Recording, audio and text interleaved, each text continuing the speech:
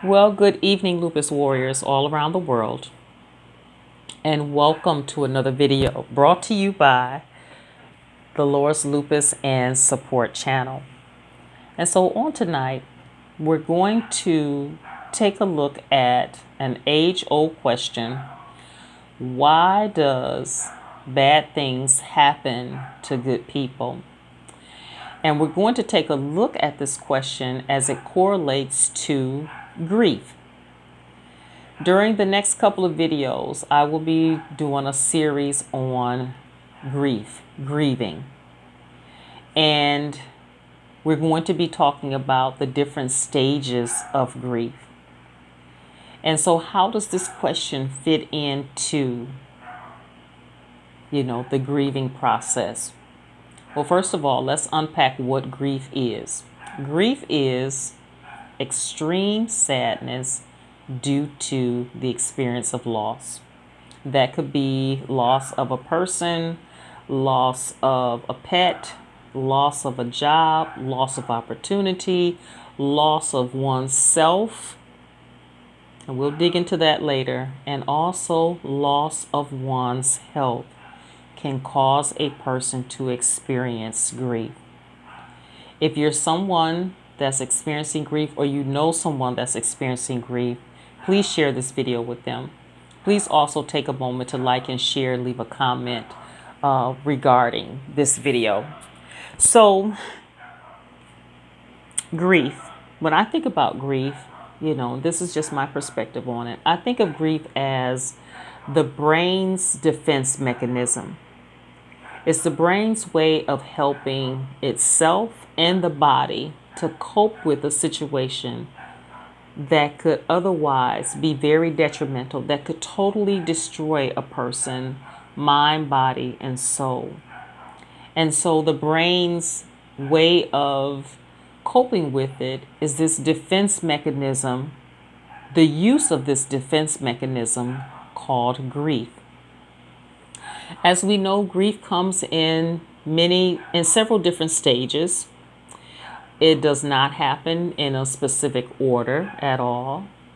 There's no time limit on grief. There's no cookie cutter way of a person experiencing grief. Grief is very individual, and everyone experiences grief differently. But everyone must go through the stages of grief in order to get through it, okay?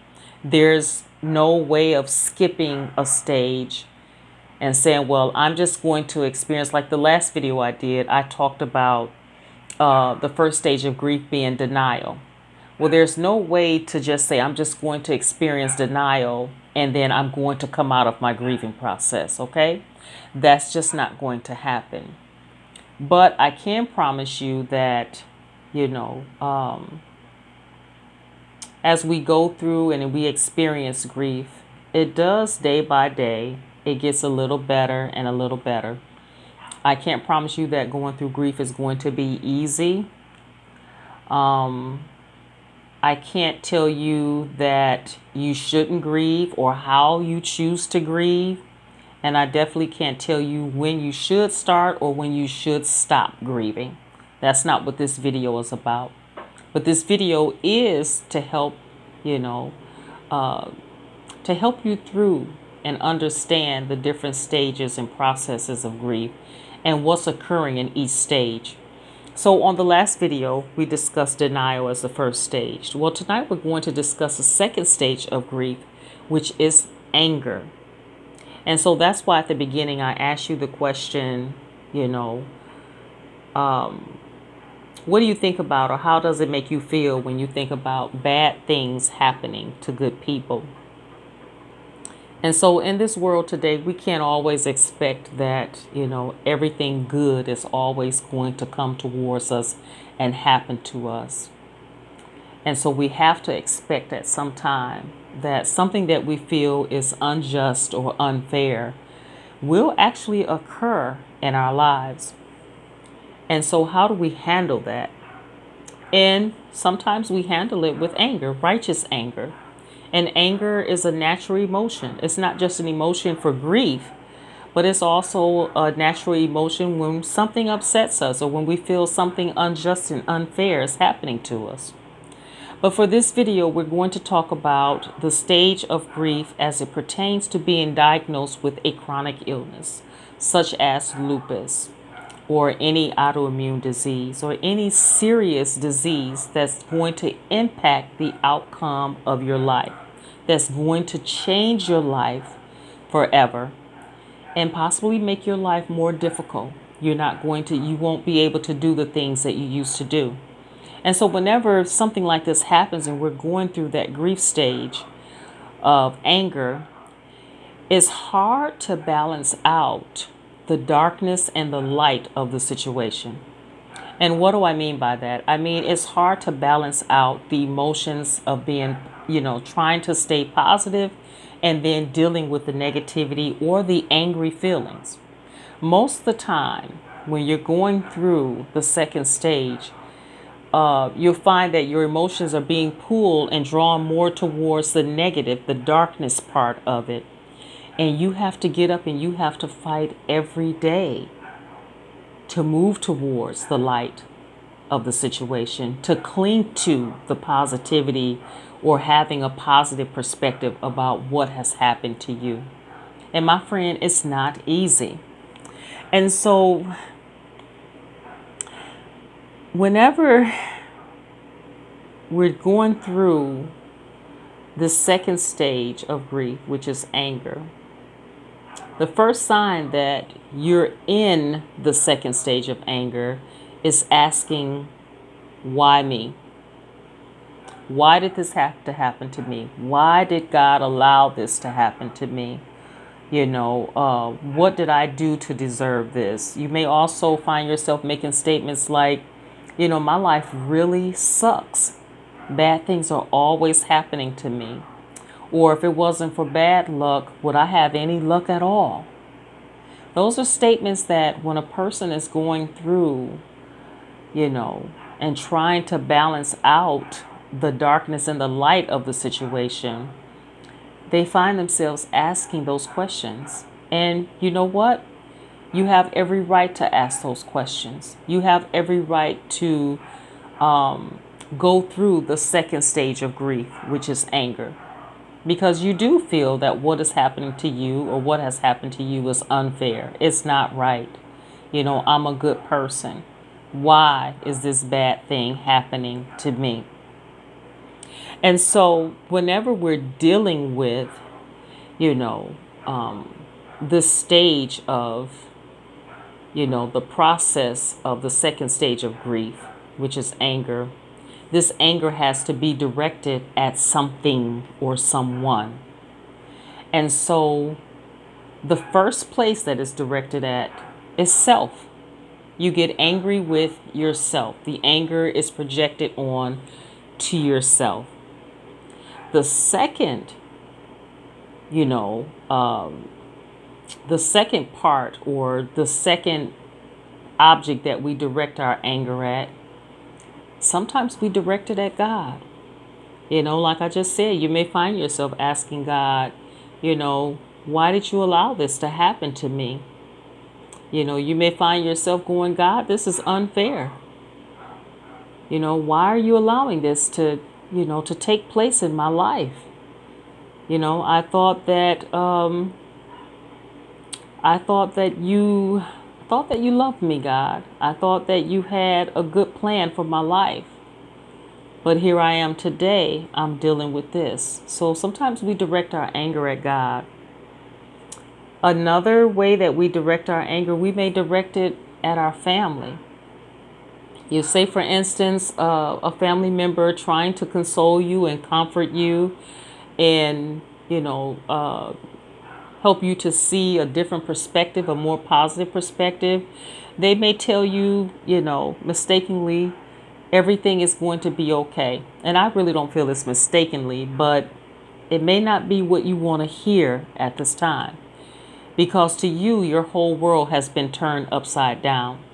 And you feel that they don't understand. So how can they tell you, it's going to be okay? You may snap at them like, no, it's not going to be okay. How can you say that to me? You don't have a clue what I'm going through. You don't have a clue what I'm feeling. You're not in my shoes. And you can't guarantee me that everything is going to be okay. You see what I'm saying? And this is, it's all due to the stage, in which they're experiencing or going through grief. And a lot of times we don't mean it, but it's just a natural way, it's just a knee jerk snap reaction response to someone trying to tell you it's going to be okay. So the anger can be directed at family members as well. The fourth place that our anger can be directed is at our doctors or the medical profession. Say, for instance, a doctor walks into the examination room, and let's say a patient just received a bad diagnosis or, a difficult diagnosis. I don't want to say a bad diagnosis. That's a bad choice of words. But a difficult diagnosis just a few weeks ago. And, they're coming into the doctor's office for a follow-up appointment. The doctor walks in just, out of, exchange of pleasantries, in which they do all the time, will walk into the room and say, how are you doing today? And so a person that's experiencing this second stage of grief may say, well, how do you think I'm doing, doctor? I must not be doing too well. I'm here to see you. Or if I was doing so well, I wouldn't have to be here seeing you today. What type of a question is that? Something else that could happen is that, someone may say the medical, let's say the receptionist at the desk where you have to check out may say, okay, have a nice day. The reaction will be, or the response may be, what's so good about today? What's so nice about today? How do you expect me to have a nice day? No, I'm not going to have a nice day because I'm going through this. So these are some of the responses that you may get, or you may see, or you may have, said these before when you're experiencing, that stage of grief that's, you're experiencing the anger of it, in which, you're very upset about the outcome, the circumstances. You feel that it's unfair. You feel that it's unjust. And so there are those four places in which the anger is directed at: self, God, family, and sometimes the medical profession. Okay? But on tonight, I'm not here to say that grief is easy. I'm not here to tell you that you're right or wrong for your responses or how you're feeling right now. But I am here to tell you that, day by day, it does get easy. It does get better. And that you will have to, your role and your part will be to try very hard every day to draw more towards and drift more towards the light of the situation instead of dwelling on the darkness of it. Because the darkness will keep you stuck. But you will have to fight to find the light in it. And I want you to know that if you've been diagnosed with lupus, that there is life after lupus. And, if you find yourself questioning God, I do want you to know that God does love you with all of his heart. And he does have a purpose and a plan and a destiny for your life. In spite of your circumstances that you have right now, God still has a purpose and a plan that he can accomplish in your life, even with the circumstances that you find yourself in at this time. And with our limited view, we may look at it as though this is the end. There's no way. Might as well forget about future plans and opportunities. This is it. No, God can see further than we can. And he can take this situation and make it work out for your good and for the good of others.